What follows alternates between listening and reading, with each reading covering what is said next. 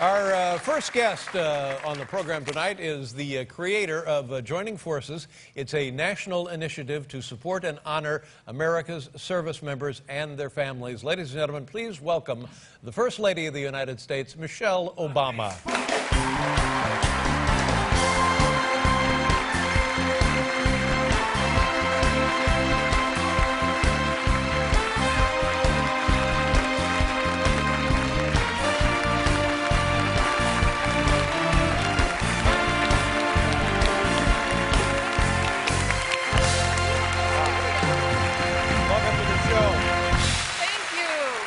Fantastic.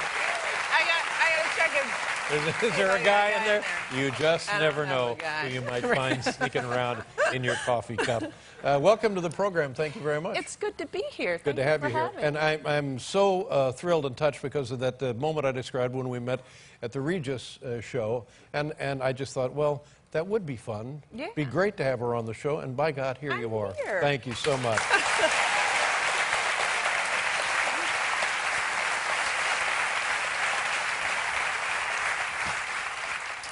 How are things at the White House? Okay. Things are good. Things are good. Trying to stay out of trouble. There's trouble everywhere in politics. Everywhere. Yeah, you have to be careful what you say, what you do, where you go, who you look at. Now, you don't have to answer this question. Okay. But this is the thing that I was thinking about. I have conversations with my wife. Paul has conversations with his wife. Yeah. Married men and women have conversations all the time, tend to talk, that are for no one else in the world but one another. That's right. But hypothetically speaking, at the end of the day, has your husband ever come home and said to you, "Oh, that John Boehner, what an idiot"? It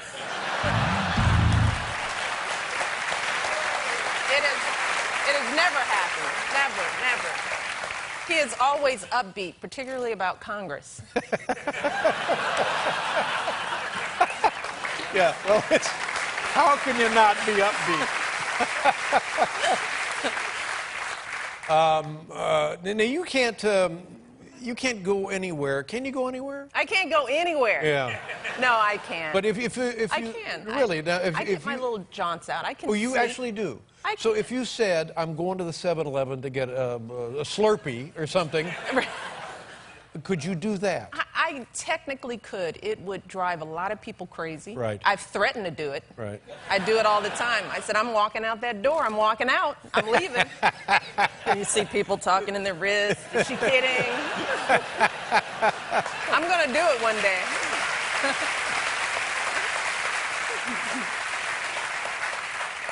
Can you go shopping? Could you just... I have been... I sneak out, and we can do covert moves. Right. I've been to Target, Petco with Bo. And how is Bo, by the way? Bo is wonderful. He is the smartest dog on the planet. Right. He is my son. I have 2 girls and a boy. Now, is it a Portuguese water dog? It's a Portuguese water dog. Now, I've only known one of these Portuguese water dogs in my life, and they're a little loopy. No, they're not. Can he be a handful a bit? No, he's a very sweet dog. I'm not being biased. He is really a good dog. Right. He's very well-mannered. He's very even-tempered. He has a very busy schedule. I mean, appearances.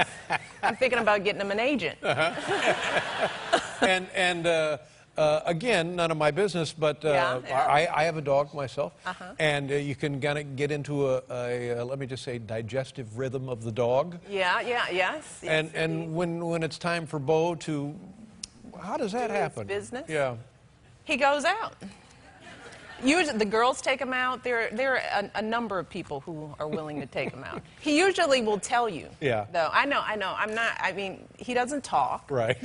But he will come up and he'll put his paw on your leg and he kind of nudges you. And then you're like, "What do you want?" And then he gets excited and you say, "You want to go out?" And then he starts barking. And he goes, yeah. And is this He's very smart. Is this what Biden does? Oh,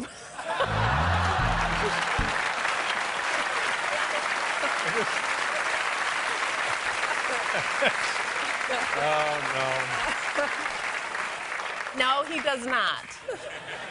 That's my Target run. I went to Target. I thought I was undercover. I have to tell you something about this trip, though. Mm-hmm. No one knew that was me because a woman actually walked up to me, right? I was in the detergent aisle. And she said, I kid you not, she said, "Excuse me, I just have to ask you something." And I thought, oh, cover's blown. She said, "Can you reach on that shelf and hand me the detergent?" I kid you not. And the only thing she said, I reached up, because she was short, and I reached up, pulled it down. She said, "Well, you didn't have to make it look so easy." That was my interaction. I felt so good. No idea. She had no idea who I was. I thought as soon as she walked up, I was with my assistant, and I said, "This is it. It's over. We're going to have to leave." She just needed the detergent. How are your daughters? They're great. Yep. Thank you for asking. Is it 13 and 10? 13 and 10. 13 and dun, 10. Dun, dun, dun. You have music for that?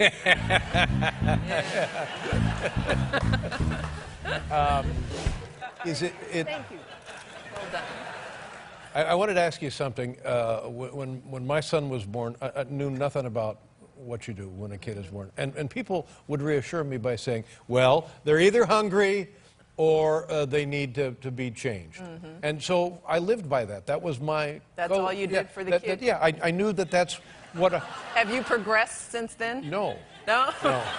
But I tell you, we're now in a land where nothing makes sense.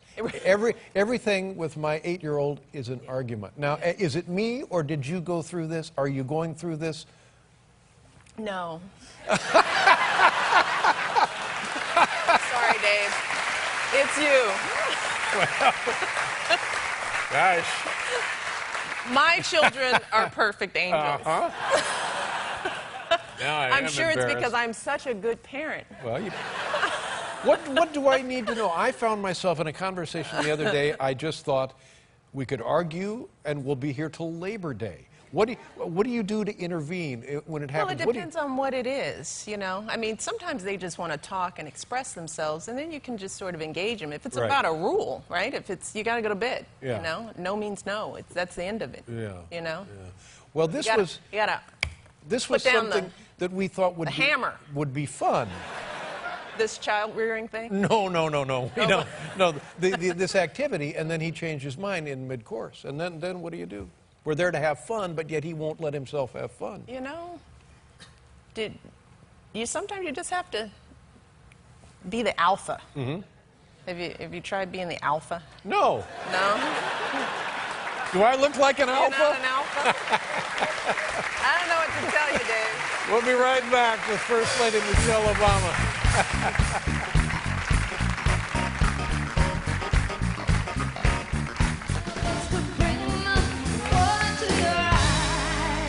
Mrs. Obama is here, ladies and gentlemen.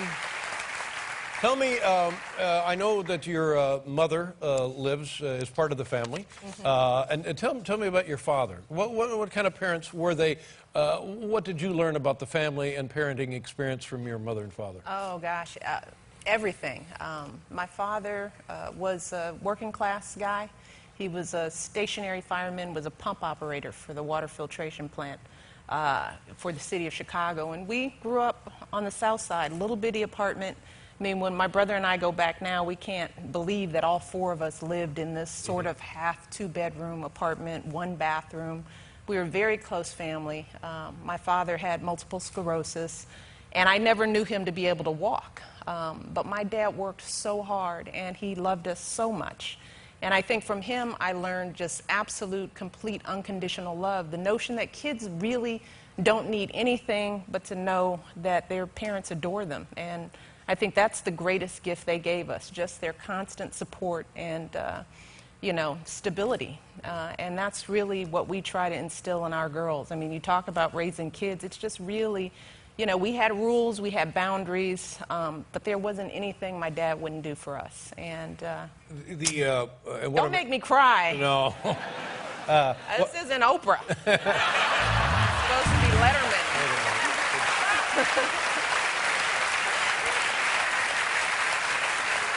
What's up? Where are the laughs? Did somebody tell you this was Oprah? That's my Is that team. why you're here? That's Oh my! Someone misled the First Lady. Well, that's reassuring because to everybody who's a parent, all you really need is love and some boundaries and some rules, and everything else takes care of itself, is pretty much what you're saying here. Yeah, it's nice to have a roof over your head. Yeah. You know, you don't want to take for granted the fact that, you know, it's hard out here for families when they can't provide the basics. I mean, that was something my dad always had. He always had a job. He didn't have a high-paying job.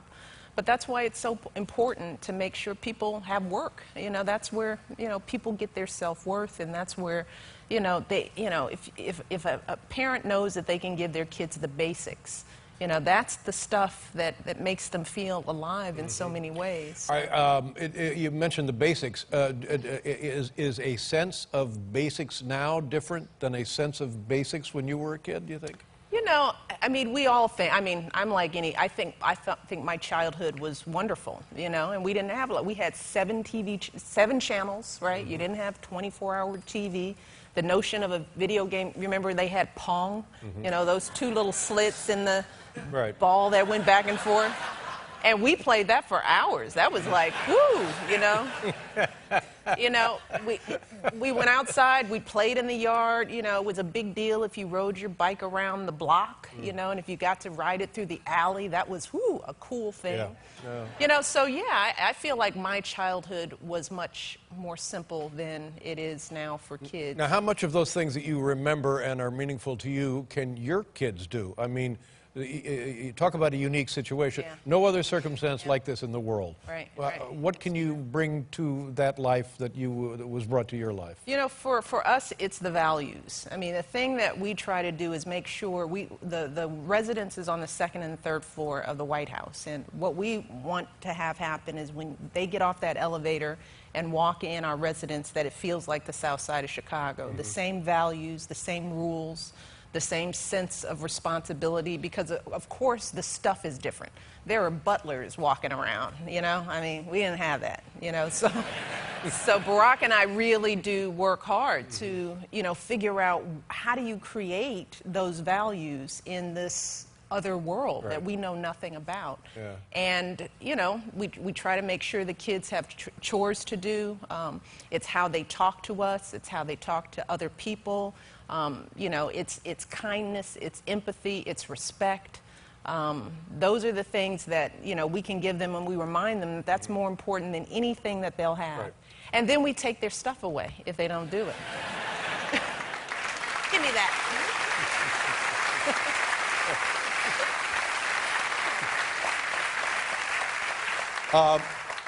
Great to have your mother living with you? Yeah, it is. It's really good. And great for the girls? Grandma's in the house? Absolutely. I mean, you talk about keeping the line when we're not around, you know, just understanding that when we're not there, I'm here, and he's traveling, that they have the same consistency. It's been just, you know, priceless. Do you try, should a person try to keep the unpleasant nature of politics away, diluted, watered down, or do you just let them experience and make of it what they will? A little bit of both, you know, because, you know, our youngest could care less. You know, she's still at the age where she is not turning on the news, doesn't know what's going on in Congress. Our oldest daughter is far more, you know, she's a very precocious, very smart kid, and she knows what's going on, and she understands the issues. So you just have to sort of take her where she is, and she will ask questions, and she will, you know, that's why dinner times are so important for us. 6:30, no matter what, we have dinner together as a family. That's been the beauty of living in the White House, because before this, Barack was in Washington, he was in Springfield. We would see each other on the weekends, and now we have dinner every night, and that's where we really get to talk about things. I mean, Malia will ask Barack to explain macroeconomics and what's this job. You know, it's amazing what this kid will ask, and you know, you take her where she is. And one of the things she said, because they were reviewing something in school, and I think somebody was critical And I asked her, I said, are you critical of her father? And she said, what did you think when that happened in class? And she said, I thought, that's his job. You know, that doesn't have anything to do with me. That's pretty good. That's pretty good. All right, we got to take another break. We'll be right back with Michelle Obama. That's unbelievable.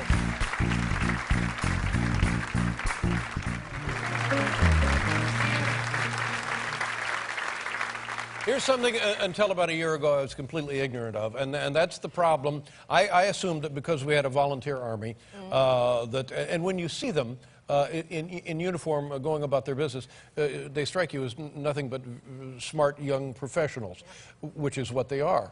What didn't occur to me until about a year ago when it was called to my attention is often when they're out of the military and they come back, there may not be a life for them. Mm-hmm.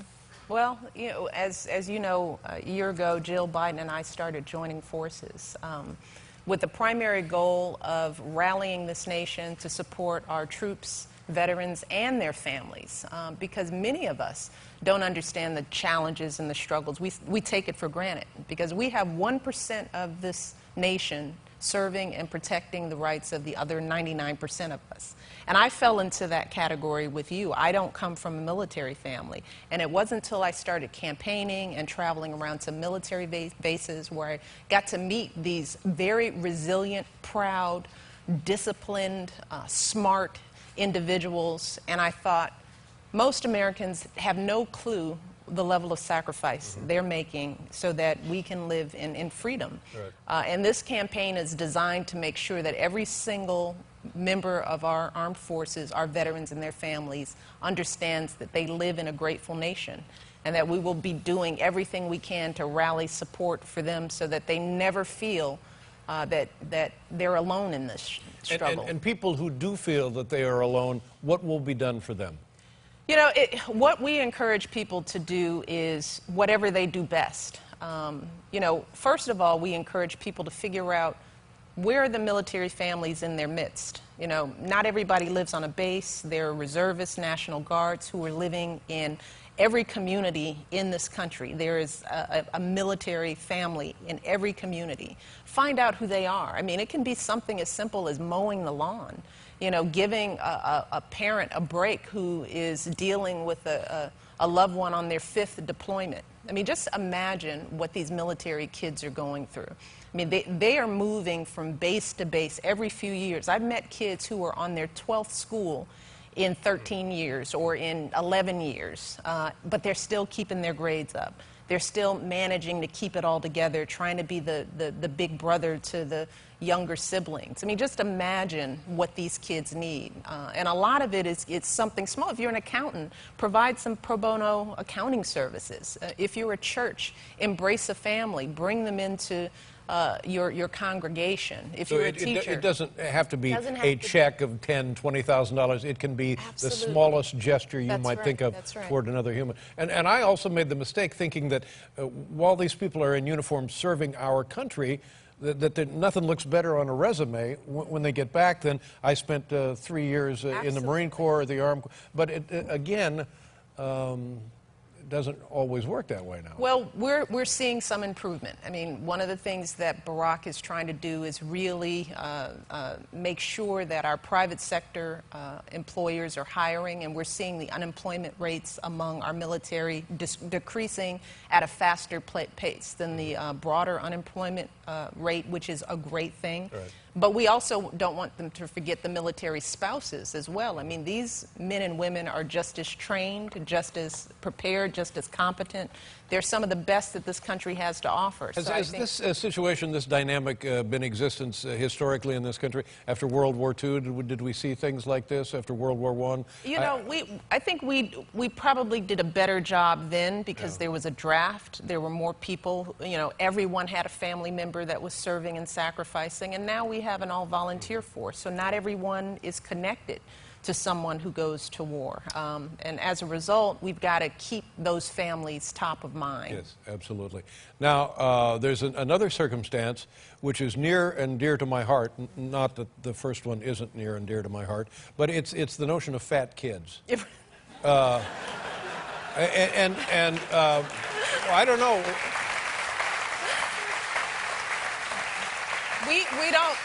We don't talk in terms of weight, Dave. We talk in terms of health. Health, right? These, so they're not fat. What are they? They're endangered dietarily. They're endangered nutritionally. Nutritionally endangered. But here's what I know. There's two culprits here. Sugar, we consume so much sugar in this country, and fat. We consume so much sugar and fat. And those are the two things that seem to be everywhere, for heaven's sakes. But we also don't move as much. You know, I mentioned when I grew up, there were 7 channels. Now, a kid can watch TV for 24 hours straight. Right. The average kid is in front of a screen for 7.5 hours a day. The average American kid. The average American kid gets 7.5 hours of We screen got to get time that number a up. day. We've got to keep working. No, Dave, no. We can do so much better. That's why it's called Let's Move, not Let's Watch TV. I can remember a few years ago listening to somebody talk, saying that there had been some kind of a study. Kids who watched TV 8 hours a day, kids who played video games 8 hours a day, and didn't go outside. You described in your childhood being outside. When I was a kid, always outside. Yeah. They're no longer outside, and that is having a subtle change on them personally. In so many ways. I mean, we see it in school. I mean, it's not just important for kids to be strong academically, but they have to move and get good nutrition. Right. I mean, you know, you imagine your son, you know, sitting still for 10 hours a day and then trying to do something with them, right? Yeah. I mean, kids need to move because that gets their brain working and gets them focused. The other thing that I keep wondering about is you go into a store and say you want a can of green beans. You have your choice of, I don't know, maybe 10 different kinds of canned green beans. Why then, with so much food just down the street from everybody, are kids in the millions in this country hungry? Well, because we have millions of Americans who live in what we call food deserts, where there are communities that have no access to a grocery store, fresh produce. I mean, you think about in rural communities and many underserved urban communities. I've grown up in some of these neighborhoods where you have to get on a bus, take a cab to get to a grocery store to buy a head of lettuce. And that's one of the things that we're trying to address with Let's Move, is that we've got to make sure that families have access to fresh produce, because you can't tell a mother, feed your kid better, and then she can't afford the food and she doesn't have access to it. So we have to work in this country, and obesity and hunger are two sides of the same coin. Well, I always at this point in a conversation invoke the World Food Program, and people there tell me that starvation in the United States and around the world is one of the problems that we actually can solve. That's the beauty of this. So to people who need to get on a bus and go X number of miles to get whatever they need to survive, that seems like that could be fixed.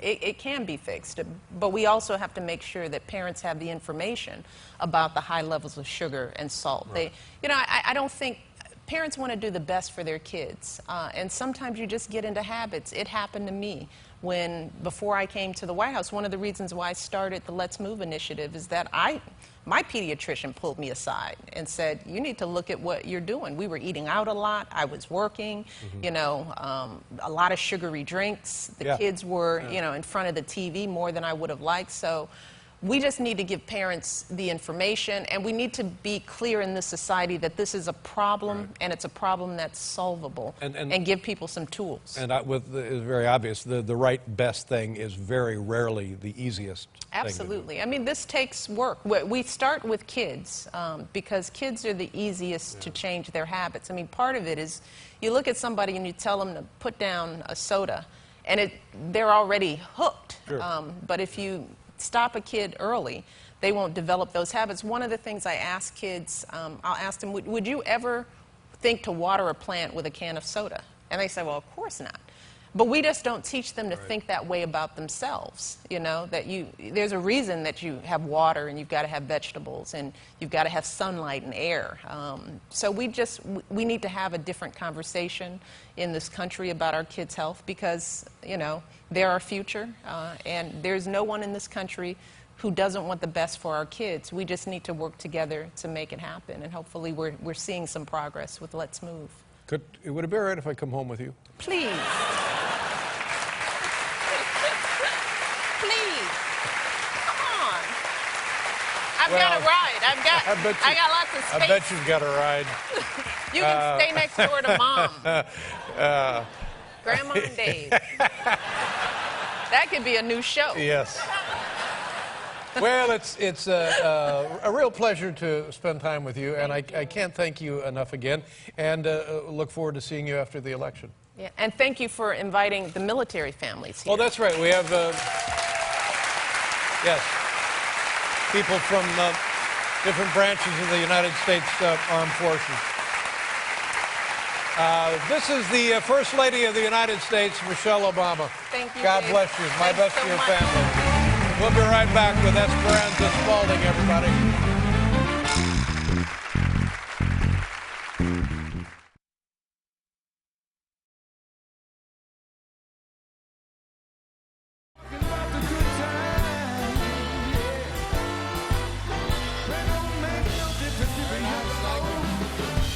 Thank you, Will. Thank you, Paul. Thank you, everyone.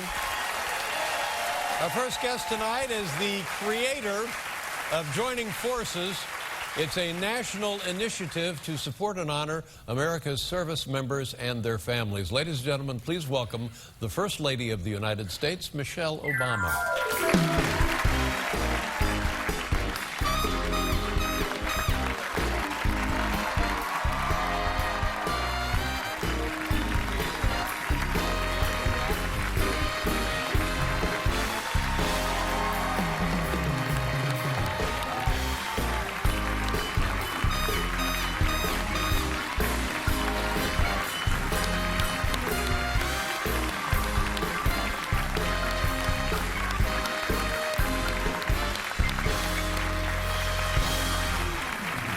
Welcome back.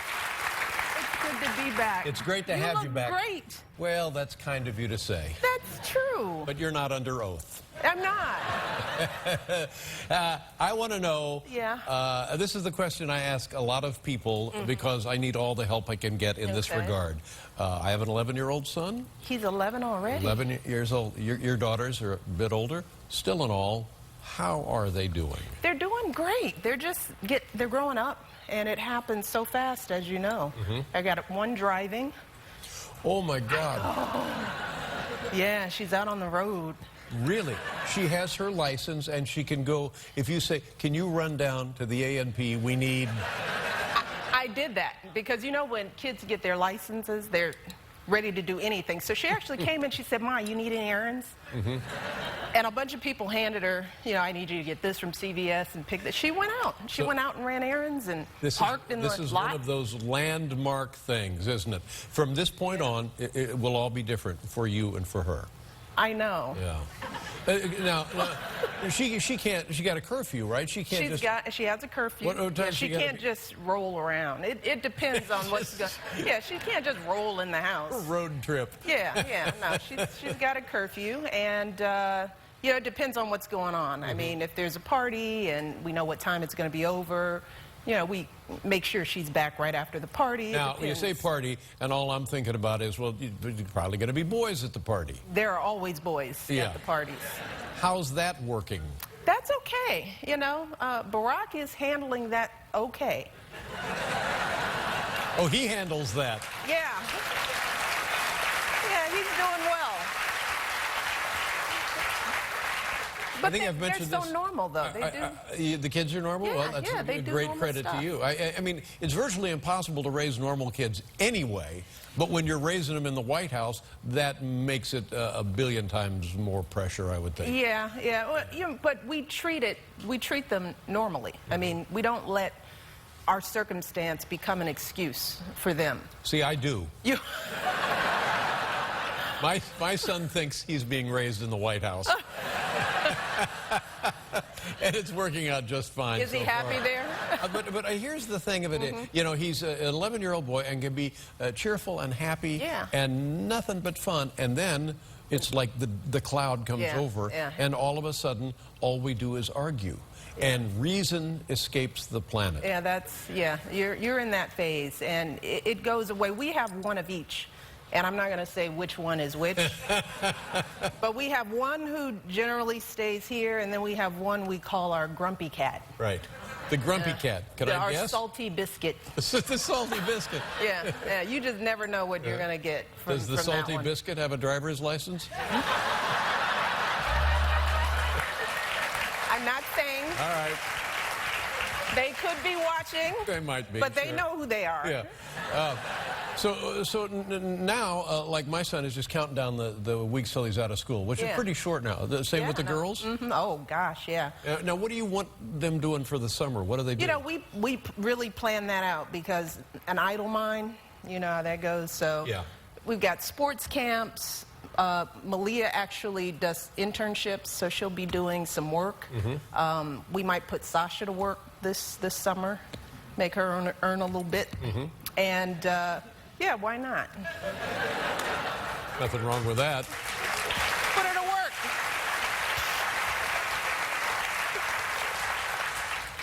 I'm retiring in a few weeks. No kidding.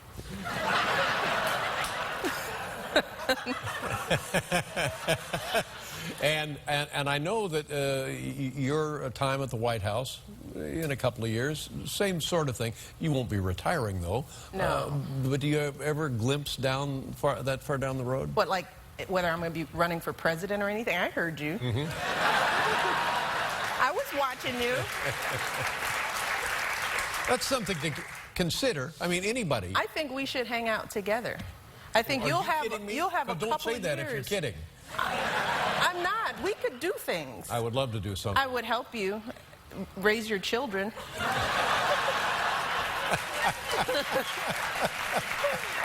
I could help you through those dark times. That's both delightful and pathetic, isn't it? Did you hear what the president's wife is doing now? You seem so challenged. It's a scary thing for you. I can walk you through it. I can take you down that road, that grumpy cat road. I can get you out on the other side. You're going to be fine, Dave. All the problems will be for the stepfather. Oh. That's what I...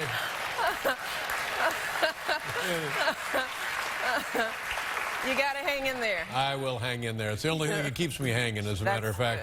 I tell you what, when we come back, we'll talk about other things. Ladies and gentlemen, it's Michelle Obama.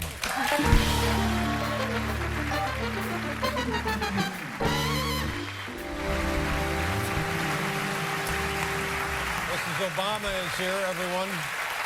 I'm like so many things in life, I begin from a position of ignorance. And here's what I did not realize. A couple of years ago, it was pointed out to me that men and women who have served our country in the armed forces come home and don't have jobs. I was stunned by that. And now I learn, even adding to the problem, don't have places to live. It's a remarkable thing that this country will facilitate sending them, training them, and sending them all over the world to defend us. That's right. But then when they come home, now has that always been the case in the military? You know, I don't know the numbers, but it's, you know, it's a challenge. And, you know, that's one of the reasons why we started joining forces. And we've been celebrating the 4th anniversary of joining forces over the last month. Because Jill Biden and I, the president, the vice president, we feel like we just can't give our men and women in uniform, our veterans and their families, lip service of gratitude, which is sometimes what we do. You know, we celebrate their arrival, and then they don't have jobs. But here's the beauty, is that when leaders ask the country to step up on behalf of our men and women in uniform, they do. So in the area of employment, for example, in the last 4 years, businesses have hired and trained more than 850,000 veterans and spouses in 4 years. So we've seen the unemployment rate among veterans lower. And there's more that we can do because these businesses are finally realizing, look, we spend billions of dollars preparing and training these men and women. These are some of the most highly trained, highly skilled men and women in the country. And they're ready to serve in our businesses. And they're some of the best employees you'll have. So more and more businesses are starting to understand this problem, and they're stepping up. Yeah. Now, homelessness, as you say, is another issue. Now, I just want to clarify that the vast majority of men and women in uniform come back home. They build good lives. They do find jobs. They live in homes. But even if there's one veteran who's living on our streets, that's one too many. It's a disgrace. It should be an outrage. So, what I like about this is the solution is working. How is it facilitated? How do they get jobs? How do they find homes for themselves? Well, for the homelessness challenge, we issued a challenge to mayors and city officials all throughout the country to end homelessness by the year 2015. That's the president's goal. The VA is stepping up. Mayors across the country are stepping up, governors. We visited New Orleans last week, Joe Biden and I, well, it was just me on that visit, to celebrate New Orleans that has essentially eliminated homelessness in their city. They've done it. They've achieved it. And they've done it by focusing on the effort. I mean, there are wonderful nonprofit organizations out there that already know what to do, and it's about finding the veterans, getting them help, getting resources for them to pay security deposits, so it can be done.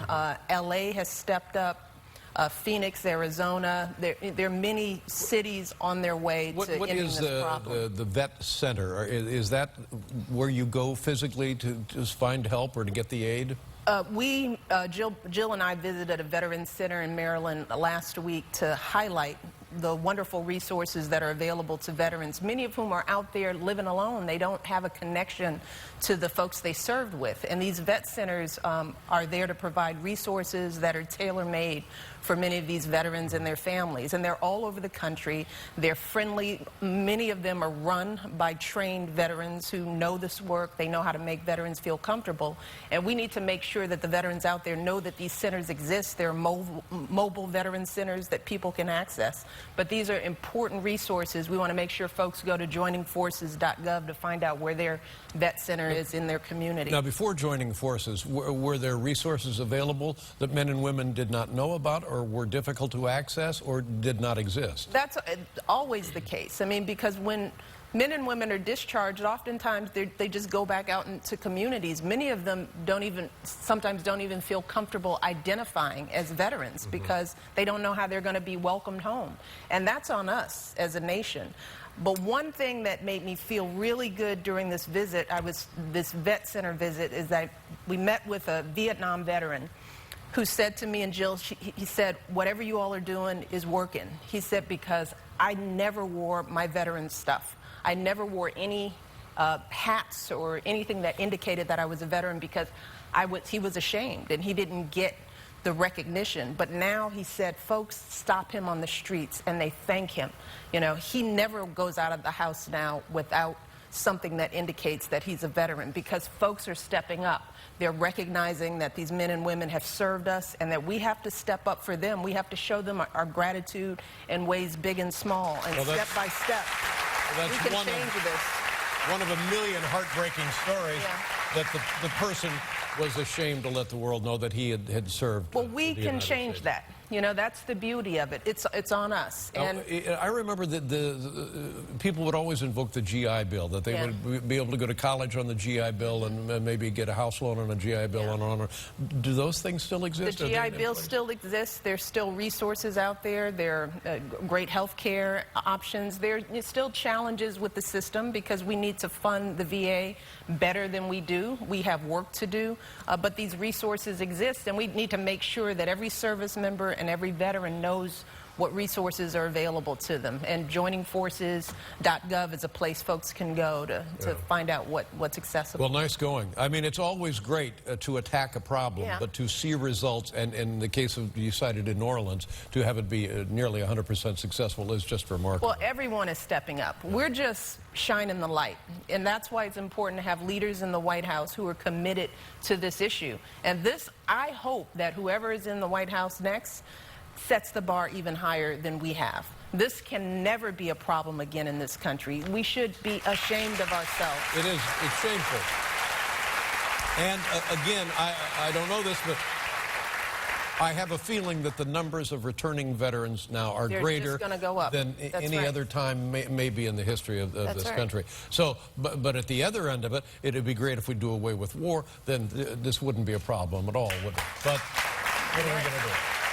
And then now I want to talk about education, because I'm a graduate of Ball State University. Go Ball State. Go Cardinals. Go Cardinals. Yeah, where did you go? Princeton. Go Tigers. Yeah, Tigers. We'll be right back.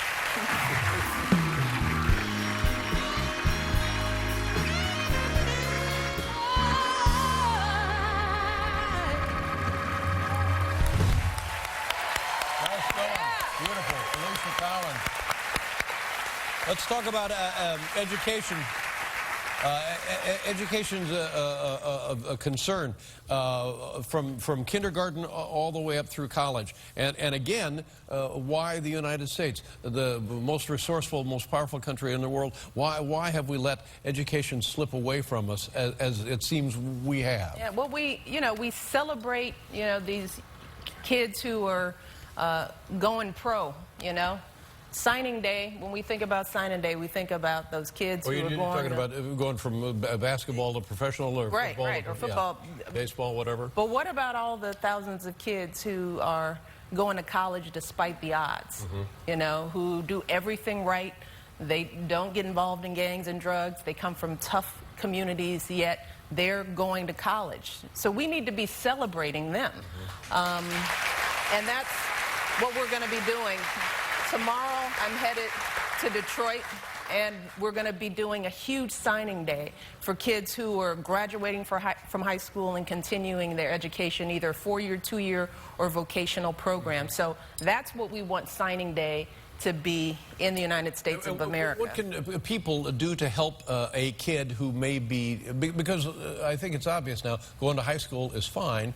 It's not enough anymore. All right, not enough. Yeah. So how do we facilitate this resource? How do we move it to the next level? Is it just contributions? Can we help somebody? Absolutely. I mean, a lot of schools are just under-resourced. So when you think of college counseling support, the average school doesn't have college counseling. They have school counselors who are asked to do everything.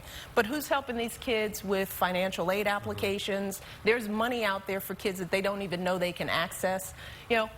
What do kids who've never been on a college campus know about what it's like to go? So universities can step up and create programs to prepare and mentor kids into college. Businesses can do it. Look, if you've gone to college, you can help a kid in your area get to college. Right. You can work on their applications and tell them about essays and help them prepare for their SATs. But we just need to change the culture. We've got to make going to college cool again, just like going pro. We've got to up the ante for our kids. I think I know of, maybe this is Jeffrey Canada, maybe this is what his program is all about, where kids get a pal, a buddy, somebody to help them through the maze of high school and then college applications, and it's pretty much a guarantee that under that guidance, they're going to get that degree. And there are great programs out there. Jeffrey Canada, as you say, he's just been amazing, and there are wonderful resources out there. But if kids don't know about college, they don't know that that's a dream they should have, we've got to kind of start there. And we've got to make college as glamorous as, See, I'm surprised that no longer is a dream for kids to go to college. What do we celebrate? We celebrate athletes. We celebrate, we celebrate the celebrities. We celebrate reality TV. Kids want it quick and fast. They want to be famous. Right. And what are the chances of a kid going pro? But we know the odds of a kid who goes to college and gets an education. I had to go to college. When I was a kid, I had to go to college, and I was going to be the first person in my family to graduate college. Now, were you driven like that when you were a kid? It was an expectation in my household, and my parents who didn't go to college just knew innately that that was just something we had to do. So it was never a question, even though we didn't have resources, and that's something I tell parents out there. You don't have to be a college graduate to set that bar for your kids in your home. I remember the day my parents sat me down and they said, Dave, it's time to go to college. They said, Dave, if you don't go to college and graduate, there's no way you'll get a talk show. And look at you now. I remember that. Yeah, look at me now. Look at you now. We're so proud of you. Oh. Thank you very much. You made something of yourself. Oh, I can't tell you how delightful it is to see you again. It's been too long, but every time I do see you, my day is better. And if you can get a better day, then turn it into a better week, and by God, it's a great pleasure to see you. The feeling is mutual. Now, I know that there's something, I don't know if it's supposed to be a surprise, but I hope it's a surprise. You have something, all right, well, tell people what we have here. Well, I'm here because you're leaving. And you've been just a tremendous support to me, to my family, but mostly to our men and women in uniform and our veterans. It's been a great association for us. You've been just such a huge supporter, so we decided to pay tribute to you. We have here with us today the President's own United States Marine Band. Whoa. In honor of you, Dave. Really? David Letterman.